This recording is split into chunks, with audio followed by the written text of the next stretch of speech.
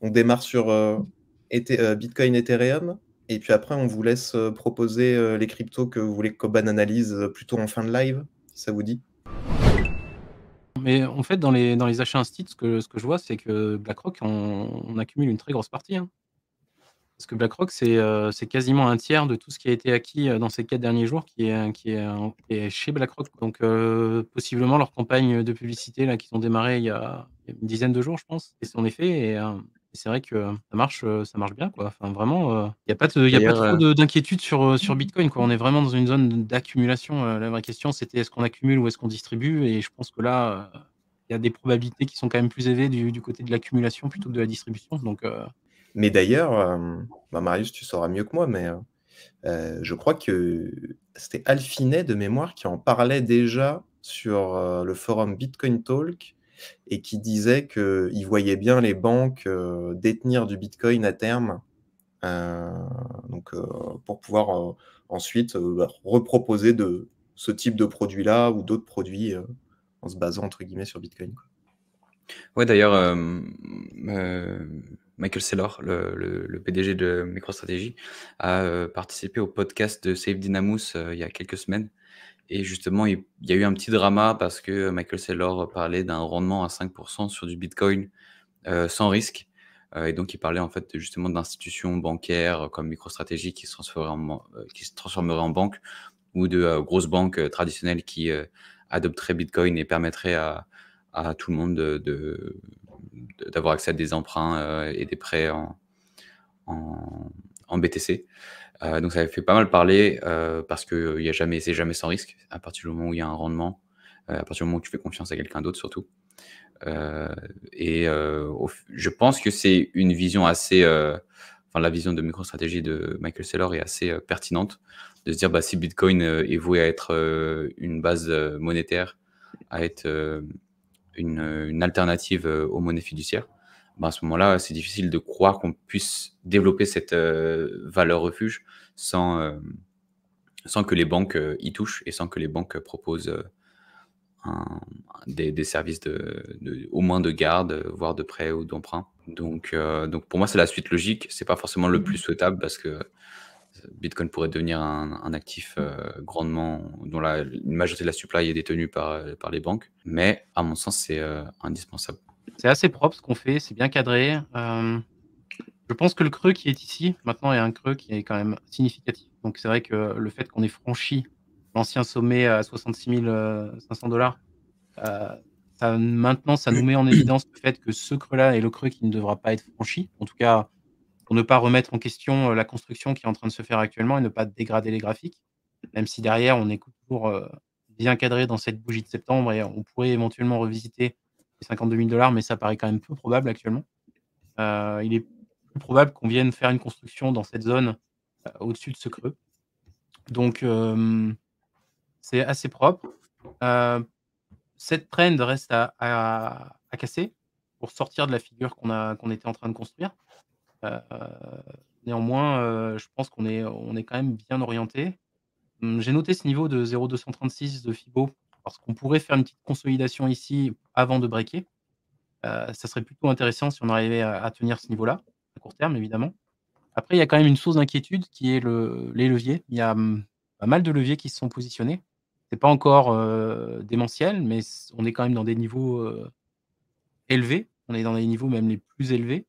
Alors moi, j'observe les open interest en token, pas les open, interest en dollars. Néanmoins, j'ai vu sur Twitter que les open interest en dollars étaient à des sommets historiques. C'est pas le cas en bitcoin. En tout cas, en dollars, ça l'est.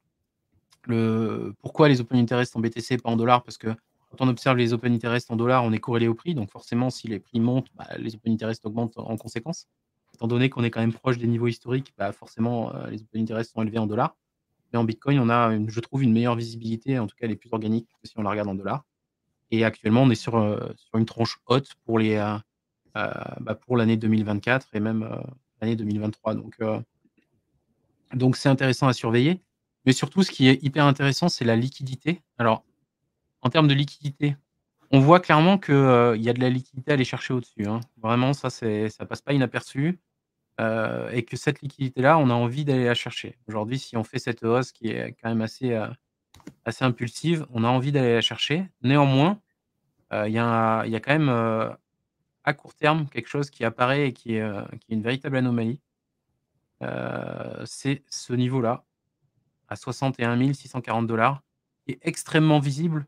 Vous voyez qu'à 3 mois, on le visualise alors que l'ancienneté, elle est de quelques jours, hein. C'est 6 jours en C'est arrière qu'on c'est quoi exactement? Là, ce que tu montres, c'est-à-dire que si on atteint les, je sais pas, c'est combien? Les 70 000 $, tu as, des ça, c'est les niveaux de personnes qui sont en short, les montants en short qui vont être alors ça, liquidés c'est si les on longues. monte? C'est ce qui est en dessous de nos pieds, c'est les longues. Si Oui, jamais ce qui est en dessous de notre pied. on vient drop jusqu'à 61 000 $, on va liquider les longues qui se sont positionnées, sur cette hausse et qui ont positionné soit leur stop, soit des liquidations en dessous de ce creux, qui a été formé le 13 octobre. Donc aujourd'hui, si tu veux, on a clairement de la liquidité à aller chercher au-dessus de la tête. Donc les gens qui se sont positionnés short, on pourrait aller déclencher un squeeze si on venait chercher les liquidités ici. Donc si on va taper au-dessus des 70 000 jusqu'à 72 000 et au-delà, on peut déclencher un mouvement relativement impulsif qui serait propulsé par les liquidités qu'on trouve ici. Mais on a quand même sous nos pieds des liquidités, qui ont été positionnées en longue depuis l'explosion des prix, depuis les 62 000 $. On voit bien Ouais. qu'ici, tu vois, on a cassé les 60 000. Les gens ont attendu un pullback et tu as beaucoup de gens qui se sont positionnés en longue sur toute la hausse avec un stop qui est en dessous ici à 61 000. Et il y en avait qui parlaient de la dominance de Bitcoin. C'est vrai elle a atteint encore un plus Ouais, haut niveau, là. Ouais, c'était toi, justement, Marius, d'ailleurs, qui a écrivé l'article, ce matin. justement, je voulais en parler. C'était la suite de mes propos. Tu as bien fait d'en parler, Robin. Ça évite que j'oublie comme ça. Mais effectivement, on avait cette zone jaune là, que personnellement je surveillais depuis longtemps. C'est une zone qui est, de très, très long terme, donc moi j'avais estampillé premier objectif de cycle. Pourquoi? Parce que, c'est quand on a franchi ici à la baisse qu'on est venu chercher des niveaux de surperformance des alts pendant le bull run 2021 et aujourd'hui c'est, depuis, novembre 2022 le BTC qui est en Bitcoin season et qui grind, sa dominance petit à petit. Et alors la semaine n'est pas terminée, néanmoins, c'est vrai qu'en journalier, en 3 jours, on voit qu'on a cassé la zone. Ça ne veut pas dire qu'on ne peut pas la réintégrer par la suite, mais ça montre quand même de la force pour Bitcoin et toutes les questions qu'on a pu se poser dernièrement sur alt-season, pas alt-season, meme coin season, pas meme coin season, même super cycle meme coin, bon là, ces 2-3 derniers jours, il en prend un petit coup. Encore une fois, ça ne veut pas dire qu'on ne peut pas aller visiter les 60 000 pour ensuite revenir dans cette zone, réintégrer en dessous. Mais à court terme, Bitcoin, a encore sorti, ses griffes, Mmh. Et là, il y a d'ailleurs un article de The Block d'hier qui annonce un potentiel ETF Bitcoin et Gold en commun sur Scale Emitter, un petit émetteur aussi. Sur Grayscale, ouais, ils ont lancé un fonds Decentralized AI, justement, récemment, où ils prennent des coins qui sont dans l'IA. Ah, voilà, NIR, Tao, Filecoin, Render et Zograph. Hop, ouais, Filecoin en 30% IA. de Tao, 30% de D'accord. NIR. Ouais. Et tu vois, ça c'est pareil, c'est marrant comment les gens ils mélangent, les narratifs parce que, Render, OK, c'est du marketplace GPU, The Graph, c'est de la data, Filecoin, c'est de la data, Tao, OK, c'est purement IA. NIR, ça fait un peu tout. Voilà, quand tu décortiques un peu le truc, c'est pas purement IA, quoi. Ouais, mais ils ont pris un gros virage IA, en tout cas, de NIR, pour le coup, hein. Sur leur communication, etc., ils ont quand même pris un gros virage, hein. D'accord, j'ai raté la news. Mm. Peut-être nous en Et ils parler? ont embauché pas mal d'ingénieurs IA, ils ont pas mal communiqué sur tout ce qui est IA, etc. Ils ont même lancé NIR AI. Donc c'est vraiment le truc qui pousse à fond en ce moment. Bon, Ethereum, ça essaie de bouger. Donc on a toujours cette zone définie en bas, là, autour de 2 100 $ et au-dessus les 2 800 $, qui cadrent bien les prix. Le move qu'il y a eu dernièrement, là, ça nous permet de tracer quand même un triangle symétrique. Triangle symétrique qui, généralement break dans le sens de la tendance précédente. Donc, vous me direz, c'est pas forcément idéal parce que ça voudrait dire que globalement, on pourrait casser à la baisse. Dans cette théorie, il y a quand même cette mèche qui me dérange et qui me ferait dire qu'on est plus dans le range que vraiment dans une construction, d'un triangle symétrique. Mais, je pense que malgré tout, ces 2 trends seront à surveiller pour la suite, pour voir un petit peu, dans quel sens on s'oriente. On reste dans le range, dans une polarité plus positive tant qu'on est au-dessus des 2 500 en gros et on aimerait voir les prix d'Ether, pour ceux qui sont bulles sur Ether, casser ce niveau-là. Auquel cas, on pourrait très rapidement, regagner les 3 200 $. On a eu ici, une bougie qui a pas du tout été travaillée et potentiellement rejoindre les 3 500 avant de se poser des questions sur le prochain mouvement. Mais c'est vrai que le break des 2 800 nous permettrait de faire probablement une belle bougie impulsive avec des volumes, et derrière faire une mèche qui redescendrait un petit peu en dessous et on pourrait revenir, stabiliser autour de 3002, peut-être revenir tester en sortie, ce truc-là. Ouais, ouais. Bon, je vois que ça parle un peu imposition, flat tax, etc. Bon, j'en profite, on va faire un petit point un petit peu ce qui s'est passé cette nuit, parce que cette nuit, qu'est-ce qu'ils ont fait? Ils ont discuté des amendements. Du coup, les députés qui ont discuté des amendements et qui ont un peu retravaillé comment est-ce qu'on appelle ça? Le projet de loi de finances.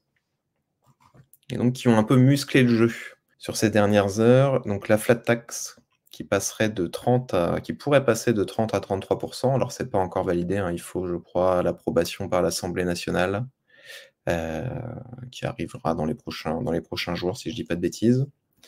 Donc voilà, pas forcément une bonne nouvelle, alors pour nous en tant qu'investisseurs, de manière générale, et puis de manière générale pour les investisseurs et pour l'investissement. Je pense pas que ce soit une très bonne chose.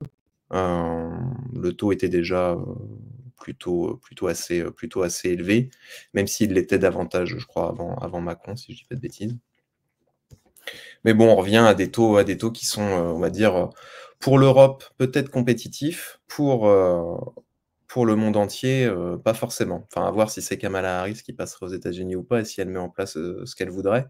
Mais bon, on voit qu'il y a une tendance quand même un peu globale et mondiale, potentiellement, en tout cas dans l'Occident, on va dire États-Unis, Europe, à rehausser les prélèvements et puis les taxes de manière générale. Donc pas forcément une très, très bonne chose.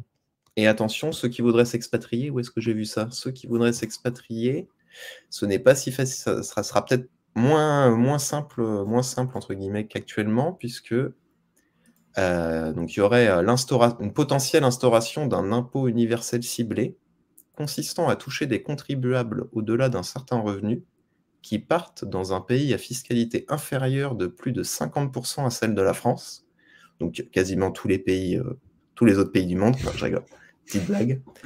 Afin, sur une période donnée, de les imposer sur un différentiel entre ceux qu'ils paient dans ce pays et ceux qu'ils auraient payés s'ils étaient restés en France. Alors après, il n'est pas précisé pendant combien de temps c'est le cas, si c'est à vie ou pas. Eh ben, à vie, vous serez imposé du différentiel entre le pays où vous habitez et la France. Alors, je ne sais pas si c'est jusqu'à ce que vous obteniez la nationalité ou j'en sais rien. Mais en Oui, tout cas, je pense que ça va faire parler. Il faudrait se enlever sa nationalité pour l'éviter, je pense. Je crois qu'il y a quelques personnes qui ont fait ça dernièrement, avec avec toute l'économie qui part un peu n'importe comment, la dette qui n'en finit plus d'augmenter. Et je pense qu'il y a pas mal de gens qui vont commencer à fuir vers des pays, notamment au Salvador pour les bitcoiners, mais d'autres comme Dubaï, etc. Bah, en tout cas, bon, bah, il y a pas que la France, parce qu'il y a l'Italie aussi qui nous a fait une belle petite hausse d'impôts là sur les plus-values Bitcoin crypto. Hop, on passe de 26 à 42%. Alors là, on est même à un niveau encore, là, c'est au-dessus. Mais c'est encore plus ciblé, quoi. Ouais. C'est juste sur les cryptos, c'est pas que la flat tax. Je sais pas si vous aviez vu, mais il y a TikTok qui a été alors dans la veine un peu TikTok, Telegram. Pourquoi je vous dis ça? Parce qu'on va faire le lien, mais il y a TikTok qui pourrait être considéré comme une plateforme d'échange non enregistrée au Royaume-Uni, du coup. Pourquoi? Parce que bon, sur TikTok, vous pouvez acheter alors je suis pas trop au fait sur TikTok. Peut-être que Koban, toi, tu seras plus au courant que moi. Je crois que tu es un gros utilisateur de TikTok. Mais sur TikTok, tu peux acheter alors je sais même plus exactement comment ça s'appelle, des genres de tokens, voilà, qui représentent des pommes, des cerises, j'en sais rien, des conneries comme ça, des coins, pour soutenir aussi les créateurs de contenu. Et une fois que ces coins-là sont reçus par les créateurs de contenu, ils peuvent les revendre et donc toucher de l'argent réel. Et même si j'imagine qu'il y a un KYC, parce que je suis pas trop au courant de comment est-ce que ça fonctionne pour toucher l'argent de TikTok, mais je pense que tu fais ton KYC, et cetera. Mais voilà, ça pourrait être considéré comme étant un, comment on appelle ça? Un échange, ouais, ça pourrait être régulé comme un exchange de crypto-monnaie, quoi, en gros, comme un exchange de monnaie virtuelle. Donc assez intéressant de voir comment est-ce que ça va évoluer, parce que si c'est le cas, je pense qu'il y a beaucoup d'autres plateformes qui vont être possiblement concernées par ça. Toutes les plateformes en fait qui permettent de retirer, de transformer des coins virtuels en argent. Je pense à Telegram là, qui a lancé ses stars récemment aussi, qui sont pour soutenir les créateurs. Et donc si tu revends tes stars pour avoir de l'argent fiat, eh ben, potentiellement, Telegram pourrait être considéré comme un exchange. Deux petites choses. Une chose pour toi, Marius, c'est le Salvador. Le Salvador, si tu veux en parler un petit peu sur l'article qu'a fait Marine sur le pourcentage d'habitants qui utiliseraient réellement du Bitcoin, et puis parler un petit peu de ce que tu vas faire prochainement ou pas. Ouais, pour le Salvador, en fait, l'adoption est très relative. Là-bas, c'est une population qui est très attachée au cash. Et donc, pour eux, c'est compliqué d'imaginer quelque chose de digital parce qu'ils ne savent pas, ils ne comprennent pas ce qui se passe. Et donc, il y a aussi beaucoup d'éducation, pas mal qui sont enseignés depuis à tous les niveaux. Il y a autant pour les étudiants en ingénierie informatique, etc. Un cours qui s'appelle Kubo Plus. Après, il y a aussi pour les lycéens, c'est Non Nation, une association qui a notamment été lancée par Roxy et toute l'équipe Découvre Bitcoin, pour ceux qui connaissent, qui sont des Français ou francophones, qui sont allés là-bas pour travailler avec le gouvernement et qui ont lancé ça, et Orange Peel des lycées. Et il y a aussi l'association My First Bitcoin, ou Mi Primer Bitcoin en espagnol, qui va dans les écoles primaires et qui enseigne Bitcoin. Donc l'adoption est lente. Donc on le voit là, 92% des habitants qui n'utilisent pas Bitcoin. En fait, ça dépend ce qu'ils appellent utiliser, ça dépend des études, mais ça va plus ou moins dans l'ordre de grandeur de ce qu'on pourrait imaginer de quelqu'un qui utilise régulièrement, pas forcément quotidiennement, mais au moins une fois par mois, pour faire des transferts internationaux, pour acheter certains biens. Donc ça me paraît juste en ordre de grandeur. Et ensuite, tu veux que je leak le projet C'est toi qui vois. Je sais pas. Est-ce faudrait peut-être faire une annonce plus forte que ça? C'est vrai, on fera une petite annonce, mais voilà, potentiellement, Marius va certainement aller s'en rendre compte concrètement. Donc, on vous en dira plus dans les prochains jours, prochaines semaines. Il y a le projet de Trump qui vient de se lancer. Enfin, qui vient de se lancer, ça s'est lancé quand le 15, je crois? Hier? Avant-hier? J'ai plus la date exacte en tête du lancement. Je crois que c'était le 15, quelque chose comme ça. Ou non, hier matin, peut-être. Enfin bref, son projet, là, World Liberty Financial, pardon, qui s'est lancé avec une grosse ICO, parce que son objectif, c'était de récolter 300 millions de dollars, et il vendait presque 20 milliards de tokens à 1,5 centimes l'unité. Donc faites le calcul, ça fait 300 millions, si je ne dis pas de bêtises, objectivé. Et là, pour le moment, à l'heure où on se parle, il en a vendu pour 851 millions, ce qui fait 12 millions 7, si je ne dis pas de bêtises. J'avais fait le petit calcul sur mon téléphone avant. Donc bon, c'est un peu poussif, hein. Pour le coup, je ne sais pas ce que vous en pensez, mais c'est un peu un... Il me semble que les tokens étaient bloqués. Tu ne pouvais pas les revendre pendant une période assez longue. Donc, Pas sûr que leur stratégie, elle ait été vraiment bonne et ça me surprend pas trop du coup, cet échec. Après, OK. on peut compter sur Trump, s'il est élu pour, faire en sorte que la réglementation aille dans son sens et que, promotion autour de cette plateforme, elle permette de vendre des tokens, mais bon, Tous à voir. les tous les prêts seront dorénavant accordés, plus via des banques traditionnelles, mais via son via son protocole Ouais, qui voilà, est je pen par je exemple. je pensais que c'était un fork d'Aave, mais non, c'est pas ça a été démenti, en fait. C'est Mais une sous-couche. ouais, c'est une surcouche, ouais, ça. Il me semblait bien. OK. Donc ouais, petit fail pour le moment. Je l'ai pas vu trop recommuniquer dessus là, en tout cas sur X. J'ai pas regardé sur sa plateforme à lui, puisqu'il a lancé une plateforme de réseau son propre réseau social. Là, j'ai plus le nom en tête. Mais il faudra regarder un petit peu s'il repousse un peu le projet, parce que pour le moment, c'est vrai que c'est quand même, pas terrible. Puis le site a connu plein de problèmes, enfin bref, Alors j'ai sélectionné des tokens, hein, en fonction de ce que j'ai vu sur le chat et de ce qu'on a discuté. J'ai pas pu tout sélectionner évidemment. Il y en a quelques-uns que j'ai ajoutés moi-même, juste pour, relancer le débat sur certains trucs. J'ai noté notamment Aérodrome. Je trouve que graphiquement, il a une bonne configuration, sachant on a cassé dernièrement un niveau qui était assez important et que, on a parlé tout à l'heure de Coinbase enfin de Base, qui a de la traction et Aérodrome est le protocole majeur, si je dis pas de bêtises, en termes de TVL sur Base, donc c'est un token qui est à surveiller.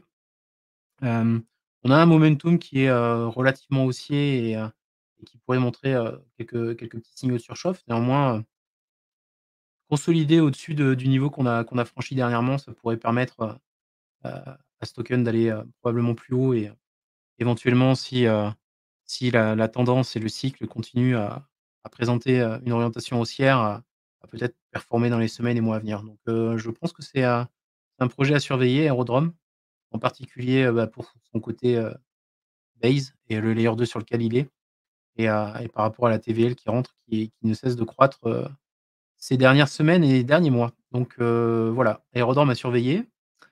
On a parlé d'Esui également, tout à l'heure. Esui qui est un des top performeurs de ces dernières semaines, qui a réussi à franchir les 2 et qui est en train aujourd'hui de les retester.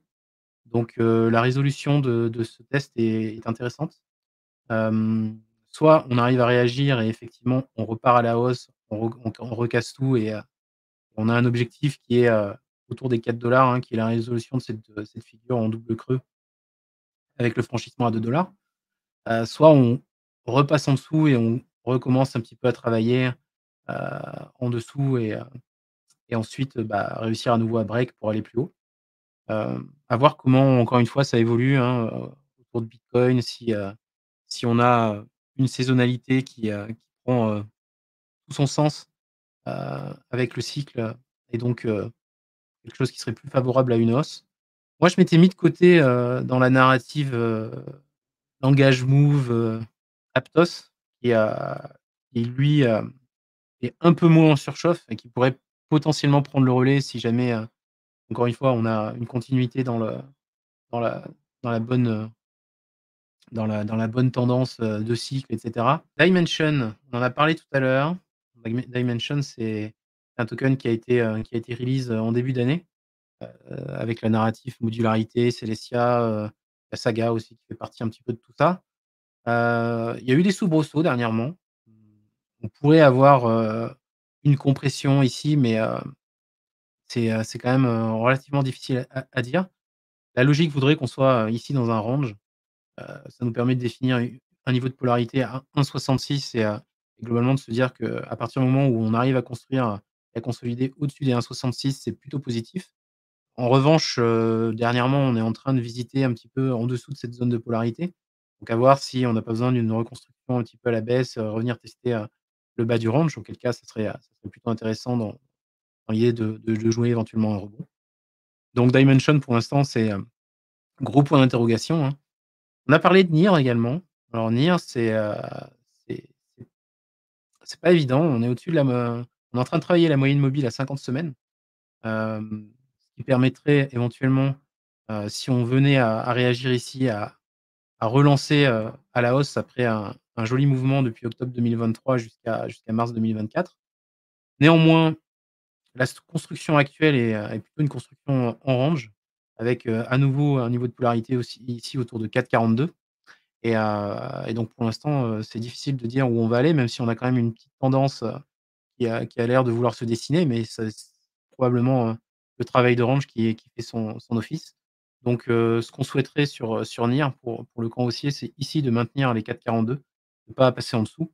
Et sur ce niveau-là, potentiellement des choses à faire à partir du moment où on clôture pas en dessous et pareil qu'on vienne revisiter les niveaux bas de ce range. Ensuite, j'ai le Pendle. Le Pendle, c'est un token qui a encore une fois bien performé en début d'année et notamment grâce à Eigenlayer. Il y avait une narrative sur Eigenlayer et le fait d'aller farmer les points sur Pendle. Donc aujourd'hui, on a retracé, mais on a évoqué tout à l'heure dans le chat AAV qui performe très bien dernièrement, avec un petit soubresaut de la DeFi et tout un tas de bonnes nouvelles sur AAV qui, d'une certaine manière, est profitable à l'ensemble de la DeFi. Pendle rebondit, alors difficile à dire si c'est vraiment grâce à ça, mais je pense que le fait d'être dans la DeFi de Pendle, d'avoir bien performé en début d'année, le met sur la liste de beaucoup de monde. Et on voit qu'il y a quand même une belle figure qui s'est dessinée sur le Pendle avec un creux ici, nouvel alignement haussier. On a travaillé cette zone en bleu qui est hyper intéressante aujourd'hui. Si on revient dessus, on pourrait éventuellement rejoindre un rebond. Mais on reste bloqué sous les 4,50, zone qu'on voudra franchir pour éventuellement aller rechercher un petit peu plus haut. XRP qui a bénéficié d'un rebond dernièrement avec des news qui ont eu lieu sur notamment l'ETF. Je crois qu'on était ici quand l'ETF est sorti et vous voyez qu'il y a eu un méga sell the news à ce niveau-là et on est venu retravailler le mid-range. Donc aujourd'hui, on est sur les 0,50. Tant qu'on tient les 0,50, on n'est pas si mal. On peut globalement estimer qu'on retournera sur le haut du range. Mais pour avoir une vraie surperformance sur XRP, il faudra réussir à casser les 0,60, les 0,66 à 0,70 à la hausse et faire une clôture ici pour s'y installer et éventuellement aller plus haut. On a parlé de CAS également dans le chat. CAS qui est en train de casser, justement. Je ne pouvais pas m'empêcher de faire cette blague, désolé. Qui est en train de casser vers le bas, qui est en train de casser la structure haussière qu'il était en train de construire. On a effectivement ici une distribution qui s'est mise en place. Aujourd'hui, ça paraît relativement clair que cette zone-là était une zone de distribution. À voir qu'est-ce qui se passe ensuite. Est-ce qu'on réussit à retrouver de la force, réintégrer le canal haussier et repartir, ou au contraire, on continue à aligner des sommets et des creux à la baisse pour aller travailler un petit peu plus bas. Aujourd'hui, la tendance, elle est baissière. Si on vient retester ce bas de canal pour repartir encore une fois à la baisse, c'est pas très positif pour le CAS. Et il y a clairement des niveaux à visiter ici, ici, et puis, etc., etc. Je pense que vous voyez l'idée, quoi. Et on n'est pas super bien orienté tant qu'on n'arrive pas à réintégrer et reconstruire dans le canal aussi. C'est un sujet qui revient toutes les semaines. À chaque fois, il y a quelqu'un qui vient. Ouais, casse pas. Et à chaque Il y a fois, une je me grosse répète un communauté petit peu. francophone sur Caspa. Ouais. Ouais. Ouais, j'en ai rencontré quelques-uns sur Twitter. C'est assez drôle que la discussion s'arrête souvent très rapidement quand on explique des principes de base. Voilà, casse pas trois pattes à un canard. Exactement. Eh ben, on va clôturer sur ce beau jeu de mots. Vous souhaitant une bonne journée, une bonne après-midi, et puis on se dit à la semaine prochaine. Yes. À bientôt. Salut les gars. tous. Salut à Ciao, tous. ciao. Ciao. Ciao. Bye.